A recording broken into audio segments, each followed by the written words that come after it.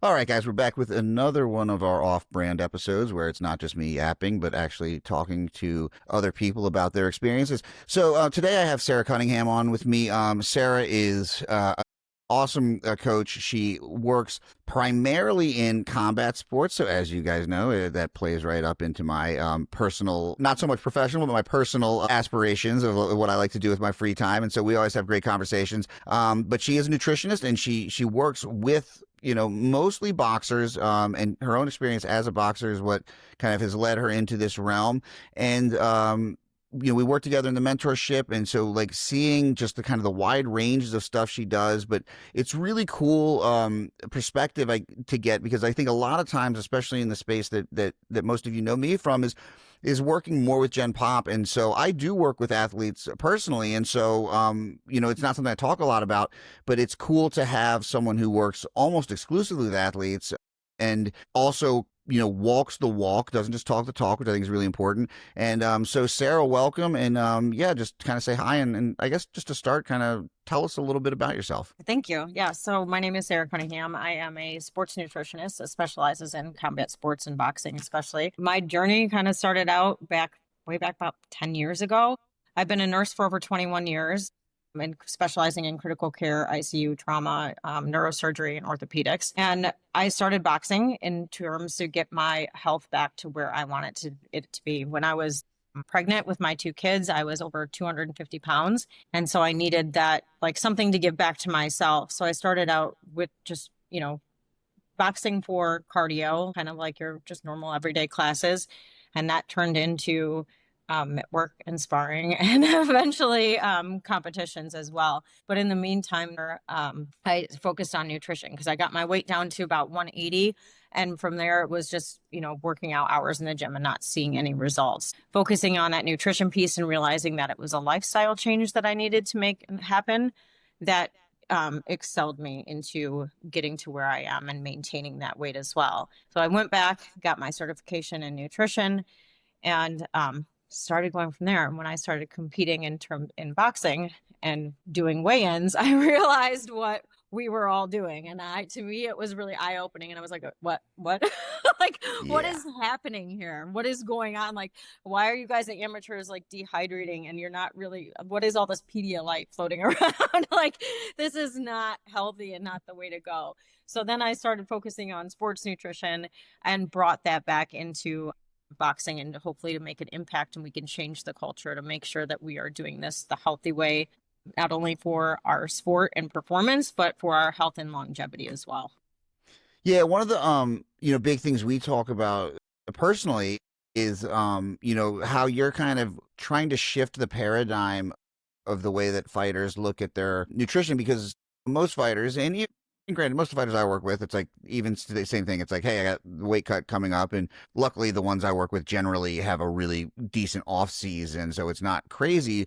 But there is this kind of mentality of like, oh, I only need to work on nutrition in camp, and for you, you're like, hey, camp could go so much better if we actually do this thing year round. It doesn't have to be like dieting year round, but we actually want to like work on fueling year round. So you talk about a little bit about like your personal philosophy and kind of methodology of how you like to get fighters.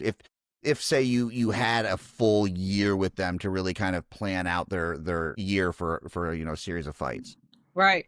Well, first of all, coming off a fight, we have to realize that our body has sustained damage. Win or lose, it doesn't matter, right? So we have to focus on repairing that. The more we can focus on just not going out to eat right after and celebrating and, calling it a day until you get their next fight schedule, that we can build and repair the injuries that we have sustained and get back to the gym faster. And this way, we're not, doing that rebound of weight cutting where our weight is fluctuating so much that it's pushing our metabolism back, and it's going to subsequently make each weight cut more difficult as well. And then if you're cutting during camp, it's also going to impede your training. So you're actually taking your training down because you don't have that fuel to push and recover as well. So if we can get this focused on year round in terms of knowing what to eat and maintaining that weight closer to our fight weight, then we are just going to succeed and surpass our talent and our expectations. Well, it's crazy too to think that like everyone comes in and like cuts their calories down to nothing and their training volume goes up by like 5x. And you're like you realize you're increasing the stress while Right. like decreasing the recovery and fuel. Like this is like the worst.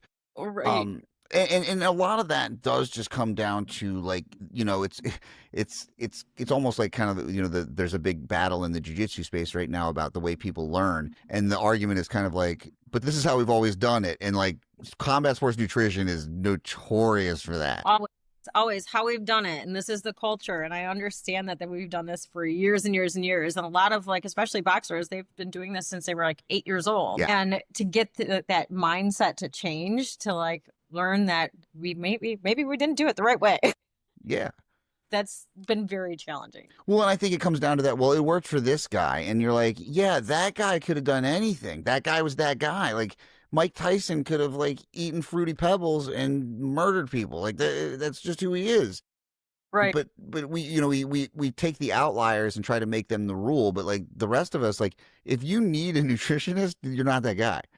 Like Right. you're going to have to work to get there. Like, so understanding that, I think one of the things that I really like that you do as well is that you've actually created basically a template or an outline for how you would like to see someone go through an entire year. Will you talk a little bit about like maybe the phases of what fighters should expect, whether it's getting ready to go into camp or while they're in camp or post camp, and like kind of what principles or what like kind of things are really important around those times? Right. Yeah. So I have like basically call it my champion plan because it is a year-round plan and it's a lifestyle, but it's, fluctuates from in training camp. We should be focused more on training and focus more on getting that fuel right so we can be at peak performance when we get to that fight. And then after that fight, we need to learn how to maintain that weight. And that's where we focus more on like mindset and how we can, how we view food. There's a lot of also disordered eating that comes along with combat sports. And that is the time that we need to kind of focus on that as well. Fight camp is not the time to focus on that. Right. Right. Like that is like takes away from everything else. So on the off season, there's really no off season, but in between camps, that's when we need to focus on fixing those things and getting that corrected so we are comfortable with eating. So then when it comes to training and increasing our food, that we're not afraid to eat either. So that goes along with it as well. But yeah, it's definitely a year-round process that I have set up. And then after your fight, then same thing. We need to focus on healing and focus on what we can do to improve ourselves so that our next camp, we are just starting up a little bit higher every time. Yeah, I think what's something's interesting too is like we talk about general nutrition advice, and like general nutrition advice is like more about like even if it's a weight loss, body composition.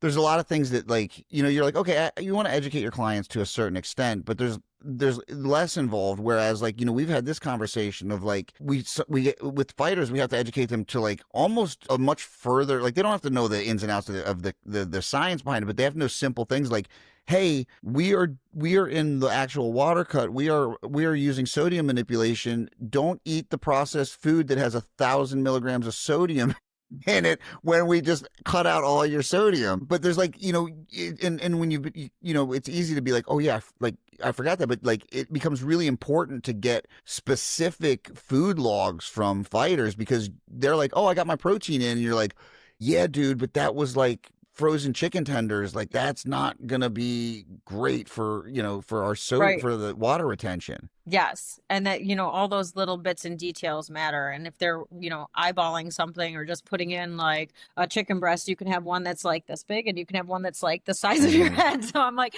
that all makes a difference too. And like their quality of food will eventually make a difference. In between fights, it might have a little more leeway. But when we get to that camp, then we need those whole non-processed foods and we need to stop eating out at restaurants all the time. And that includes after you weigh in. That's the most important part.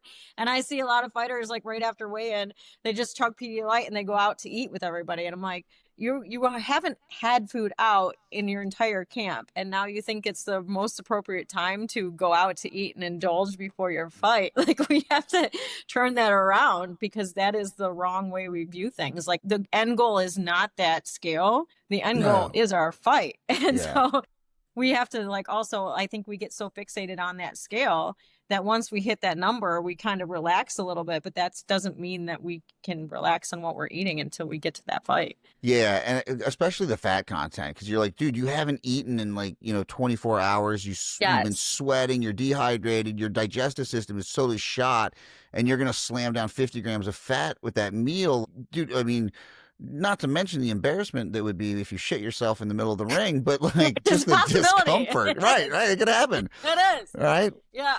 Yeah. And that's just something that you have to realize too. Like what you eat for sparring should be what you eat for your fight. So if you're not eating that during camp and during your sparring and things like that, then you shouldn't be eating that the day of your fight. It's right, like train like you fight. That includes Yes. everything. It's all of it. It's, So yep. So I want to pivot a little bit, and I want to kind of talk about, like, because you are a professional boxer. Yes. I want to talk a little bit about what that experience bring with you when you're talking with other fighters, or just in how you approach, maybe even like life in general. Like, what has that experience been like to like kind of change the way you view these things? Right. And I think that's, you have to view it as a lifestyle. Like you are an athlete and this is your job. And your job doesn't mean just you go in and check the box and you walk away. You clock in, you clock out. We don't have that clock in, clock out. That is our life. So yeah, it makes it easier too. And I can relate to my clients, and I know what camp means, and I know what that entails. So I've been there, I've done it. And I'm also saying that it's not like impossible. Because I get a lot of Yeah. that too, where like, I don't have time. I've got, my schedule is so busy. I work. I'm like, yep, I'm a single mom. I've got like 4 jobs. Yep. I train and I can do this, and I can tell you that it is doable if you want to put the effort forth to it. And So, it'll require some strategic things, and like, and again, right. that's where we talk about like prep and all those, prepping your food and having stuff ready. One of the things too that I think is really cool about the way you work too is because obviously through the mentorship we talked a lot about it, but in that mindset piece, because people think about it as like, it's just like, oh, I'm just a fighter, and when you said like you are a professional, like this is not a part, like you don't get to turn it off. Like if you are a professional, you come, you do the job. And we know that it is an extraordinarily stressful thing, not just emotionally to like get in the ring, but also there's a huge amount of that physical stress.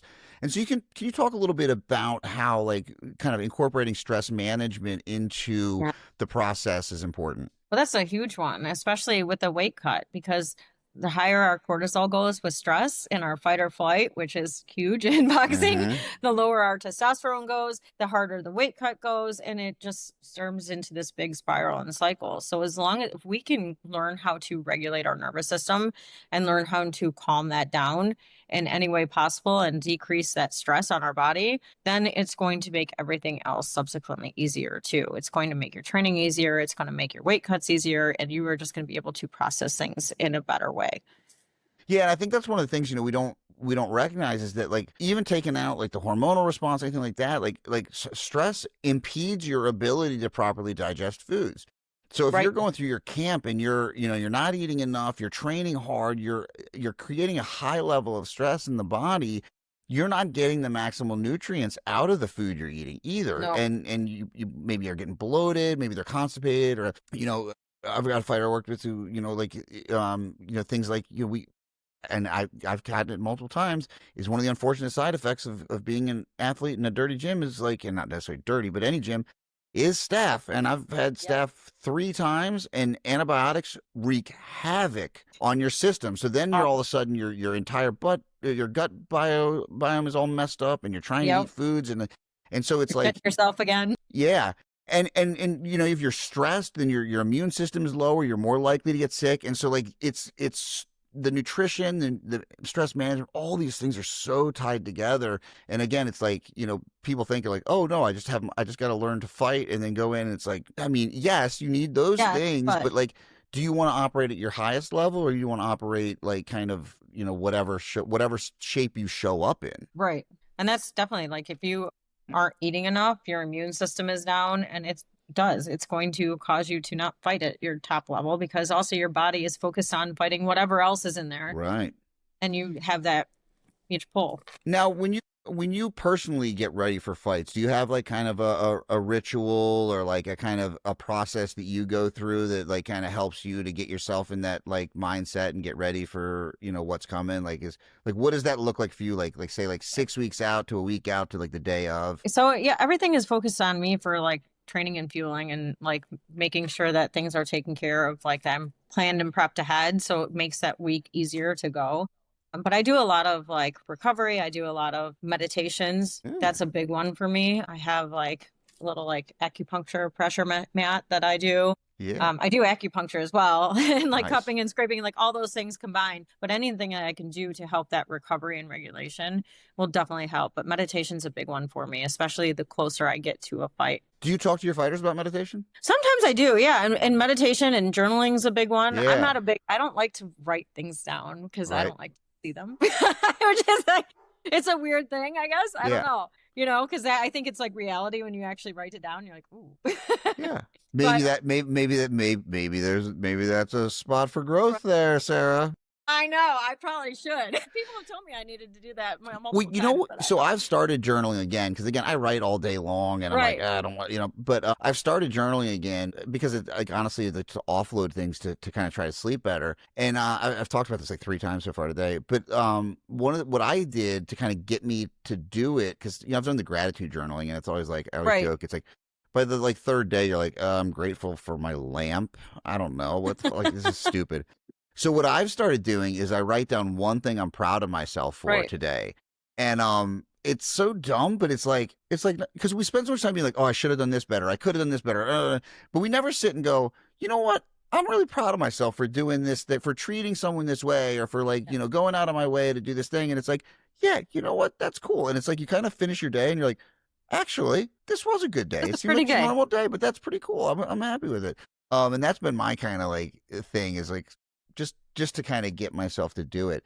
So now Right. how because and I guess what kind of sparked me there is like because I think meditation would be such a phenomenal thing for fighters anyways because what they don't realize is they work so much to be present in moments when they're fighting if they could start to extend that to times outside of their lives because we know people who like to get punched in the face generally, we're not the most like Right. well-adjusted people in society. I mean, let's be honest. So we need to like try to find ways to bring that because the beauty, I think part of why we're attracted to it is it's that only time where we feel like we can really be in the moment and everything else just Right. disappears. That tunnel vision when you get in Yeah. there. Like people, do you see that? I'm like, no, I'm like so in the zone. Like, I can barely like sometimes pick up my coach and like that's it. Like Well, that's we've had this everything else. conversation. I'm like, like I can only hear the one thing, and you're like, well, I'm partially deaf, so I can't hear it anyways.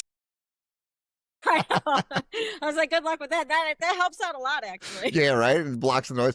But Right. I do think like if a lot of fighters could start to find a way to get some of that peace outside the ring, it'd probably be super helpful. And just from a cognitive standpoint, again, when you get punched in the head for a living, like Right. you got to do everything you can to help your brain. And so speaking of that, like, Yes. like brain protection, like obviously, like we've seen some good neuroprotective benefits from creatine. Is there anything else that you recommend, like supplement wise, for fighters? Do. So yeah, and I also work with the Ring of Brotherhood Foundation as well. So that is protecting fighters from brain damage before and during and after we are fighting as well. So that is like one of my big things that is close to my heart and Awesome. close to, taking care of boxers is we have to protect ourselves at all times. And that doesn't mean just in the ring.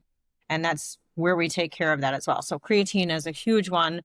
And a lot of boxers are fighters are afraid to take it because they're afraid of the weight gain with it. Right. Even though it's just holding on a little bit of water retention sometimes. The other ones is omega-3s and DHA. So Mm. switch that DHA to EPA ratio to a 2-to-1 ratio. Normally it's like a 1-to-3 opposite. So we flip that ratio, make sure that we're getting in that, and antioxidants and anything anti-inflammatory as well. And then hydration. That is Yeah, God. such a key missed part, especially if we're, dehydrated going to sparring, not hydrating appropriately before we get into that fight. It's not just about that level of protection in terms of like muscle stimulation and how we perform in there, but it's also protecting our brain because we are taking more damage. The more dehydrated we are, the more Yep. damage we are getting. So that is a big one. It's Yeah. huge. Yeah. And we've talked about this before because I was having like some cramping and you're like, you get enough magnesium. I was like, yeah, no. I was like, shameless plug is like Spoken Nutrition. It was so nice to send me their sleep builder and then actually their EPA, DHA, Yes. which is awesome because I want to take fish oil so bad. And every time I do, I burp it up one time and I'm like, I fucking can't do this. I hate it. But these things like it's odorless, like it's like, okay. So it's like actually a pill that I'm good. It's like I take it every night. I'm Yes. like, and that's super helpful. But yeah, it's like like those things like creatine, magnesium, my electrolytes, like it's like Yep. things that I never really thought about. Now that I'm training in, a hot gym in South Carolina, it's like, I mean, the amount that, I sweat out like legit, like there's days I come Buckets. home 7 pounds down, like seven Right. pounds down from when I went into the gym. Right. It's like, And that's it. You see a lot of fighters that like do that, like they weigh themselves before and after, oh which yeah, is fine. But they are like excited about the weight loss. But I'm like, what you need to do with that is equate that to how much replenish. fluid that you have to Right. replenish and put back Right. into your body. The reason you do And that is because so you know how much water you're yes, losing so that you can replenish the not to be like, right. woo, Not to be like, yeah, great. I'm lose not so going to much drink any fat. water now. I should just sweat all the time and never drink anything. Right, exactly. So yeah, in addition to into your work with the nonprofit, you also are the sports nutrition for WBC. Yes, I am the nutritionist with the WBC University Yep. as well. So And so what that does is that all. entail? Right now, I am working on some background stuff of creating a nutrition program with them. And then I am on the medical board as well. So that is something that is up and coming. And we're kind of like getting things rolling a little bit because we have a lot of way to go. Yeah, but a huge deal because I still remember you were going, you got that we were talking, you got that announcement, and then you headed out to go speak at their conference, which is a pretty big deal. So like, you're not just like someone who got like an online cert here. We have to make sure that people know that you're like legit, like actual sports Right. nutritionist with like, with professional, boxing credentials, which again, I think that's important because again, it's like, there isn't really any requirements or boards or certificate like there's certifications, but there's no real like standards to say I'm a nutritionist. And so, this is Right. like, hey, for real. And again, that's why I wanted you too to bring up the fact that you have been a nurse for 20 because I think that's a huge impact in just how you coach, right? Like you're Right. coming from a place not just of medical expertise and coaching expertise, but also of understanding the empathy and the compassion and also like, with the kind of work you do as a nurse, like you've been in the shit, like you're around very intense situations, like you know how to handle yourself. And so when you're working with clients who are like freaking out, you're like, I get it. I understand. I've Right. got a stressful job. I do all these things. Like you said to your fighters, I not only do I do this, but I'm, working full time. I got kids, like all this, like I understand the stress, we can figure out things to kind of make this stuff work. Right. And that's a big part of it. And it's, not only it's like trauma, but I've done orthopedics and neurosurgery. So I get physicians all the time from neurosurgery that would tell me like, why are you doing this? Why are you bashing your parents out? I'm like, but I'm trying to make an impact and change how we do it so we do it better and we can take care of ourselves. Right. So it's like, I'm not saying don't do it. I get that there's, risks that we all have to take and face, but let's see if we can do it better so we can decrease those risks. Yes, it's right, and that's really what it is. It is that kind of like risk management. I think is because there Right. will always be risk.